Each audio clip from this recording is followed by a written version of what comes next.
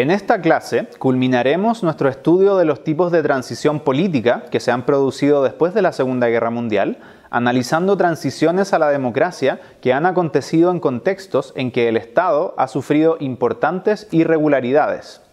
Primero, mencionaremos las transiciones ocurridas en estados que pertenecían a una entidad política mayor, ahora extinta.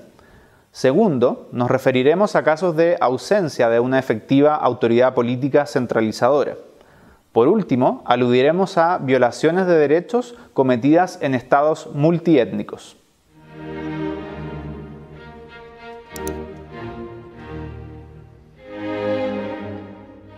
Con la caída de la Unión de Repúblicas Socialistas Soviéticas en 1991, sobrevino el periodo de transiciones a la democracia probablemente más importante del siglo XX, después de la posguerra de 1945. Algunas transiciones condujeron a la fragmentación de estados debido a la secesión de entidades políticas aglutinadoras, tales como la propia Unión Soviética, una federación de 15 repúblicas socialistas, o como la ex Yugoslavia, conformada por 6 entidades nacionales, 7 con el ulterior reconocimiento de Kosovo, habitado mayormente por una etnia albanesa, para la cual el Consejo de Seguridad de Naciones Unidas creó un Tribunal Penal Internacional Especial en 1993.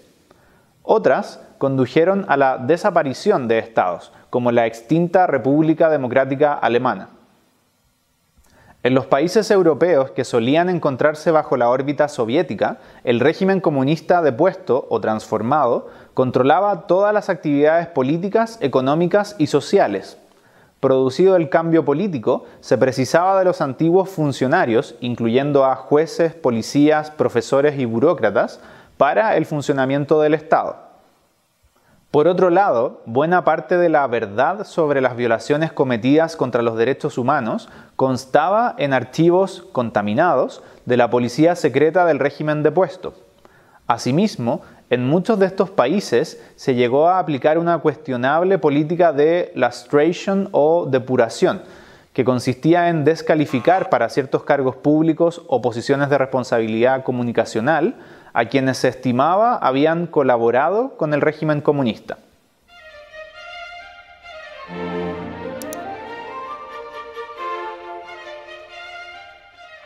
Durante cerca de 500 años, los principales teóricos del Estado moderno han concebido a este como una entidad cuyo rasgo esencial es que posee el monopolio legítimo de la fuerza, prevaleciendo por sobre señores feudales, bandas armadas y mercenarios.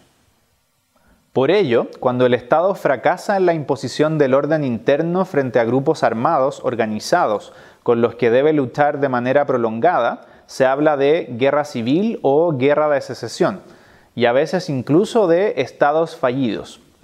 En estas situaciones de atomización del uso de la fuerza debido a la inexistencia de una autoridad política centralizadora, usualmente se cometen violaciones a los derechos humanos por varones de la guerra o facciones políticas, étnicas o religiosas. El caso típico de un Estado que intenta transitar hacia una situación de paz y democracia, a pesar de no poseer el monopolio completo de la fuerza, corresponde a el Líbano. Este país sufrió una guerra civil de 15 años entre 1975 y 1990 que enfrentó a cristianos y musulmanes. Actualmente, un grupo armado particularmente poderoso, Hezbollah, continúa activo y participa en la vida política del país.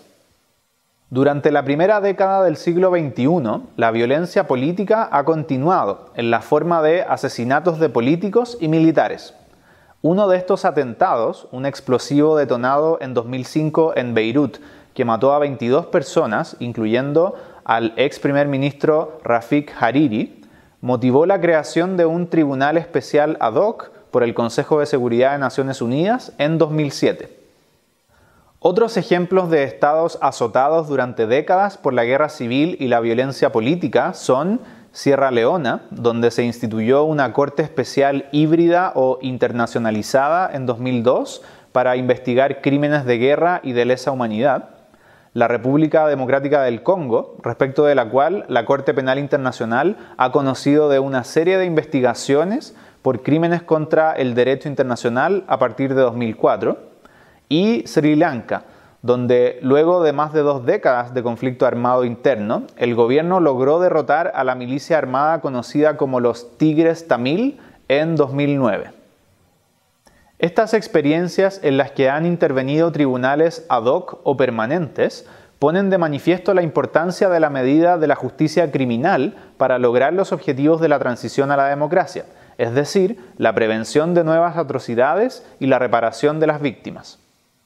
No obstante, se debe recordar que existen también otras medidas que se deben implementar para estos fines, incluyendo revelación y reconocimiento de la verdad, preservación de la memoria, compensación a las víctimas y el fortalecimiento de instituciones estatales, que precisamente han demostrado haber fracasado en estos ejemplos. En tal sentido, destacan la Comisión de Verdad y Reconciliación de Sierra Leona de 2002 y la Comisión de Lecciones Aprendidas y Reconciliación de Sri Lanka en 2010.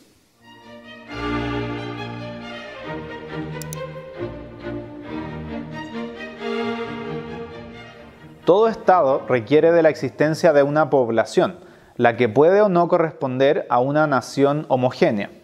En ocasiones, dentro de un Estado, conviven variadas etnias o pueblos, los cuales pueden identificarse o no como parte del mismo Estado. El tercer tipo de transición que analizaremos corresponde a aquellas que tienen lugar en contextos de estados multiétnicos en los que se ha experimentado un pasado, reciente o remoto, de violencia política y violaciones de derechos humanos por un gobernante que se apoya en miembros de su propia etnia. Por ejemplo, en Sudáfrica se mantuvo durante décadas un régimen de apartheid, esto es, un sistema de segregación racial institucionalizada en virtud del cual un grupo racial, en este caso la población blanca descendiente de colonos europeos, ejerce poder de jure y de facto sobre otro grupo racial, en este caso la población mayoritaria de raza negra. El apartheid es considerado como un crimen de lesa humanidad según el derecho internacional. Tras décadas de lucha armada y negociación política, el Congreso Nacional Africano finalmente logró la eliminación del apartheid en 1994, cuando su líder, Nelson Mandela, fue electo presidente. En 1996, Mandela encomendó a una Comisión de Verdad y Reconciliación que investigase los crímenes cometidos durante los tiempos del apartheid, tanto por el gobierno como por el Congreso Nacional Africano. El informe de la comisión fue publicado en 1998. En Ruanda, la violencia política escaló hasta que en 1994 las milicias de la etnia Hutu perpetraron un genocidio en contra de aproximadamente 800.000 miembros de la etnia Tutsi. Ese año, el Consejo de Seguridad de Naciones Unidas creó el Tribunal Penal Internacional para Ruanda. En Bosnia y Herzegovina, el conflicto armado interno de la ex Yugoslavia condujo a la masacre de Srebrenica en 1995, perpetrada por soldados bosnios serbios en contra de 8.000 civiles musulmanes. El Tribunal Penal Internacional para la ex Yugoslavia calificó estos hechos como genocidio. En 2005 se crearon las Salas Especiales para Crímenes de Guerra en la Corte de Bosnia y Herzegovina. El desafío para quienes suceden en el poder a los transgresores es que, si se actúa contra los perpetradores, ellos suelen pertenecer a un grupo étnico determinado y existe el riesgo de encender nuevamente el conflicto, postergando o imposibilitando la reconciliación nacional. Por otro lado, en ocasiones un gobierno busca reparar políticas racistas de asimilación de muy larga data perpetradas en contra de determinadas etnias, como sucedió en Canadá, donde se estableció una Comisión de Verdad y Reconciliación en 2008 para investigar los abusos cometidos contra niños esquimales o inuit desde el siglo XIX. Gracias por ver esta clase. Continúen visitando nuestra página moocchile.com y los invitamos a ver la próxima clase de este curso.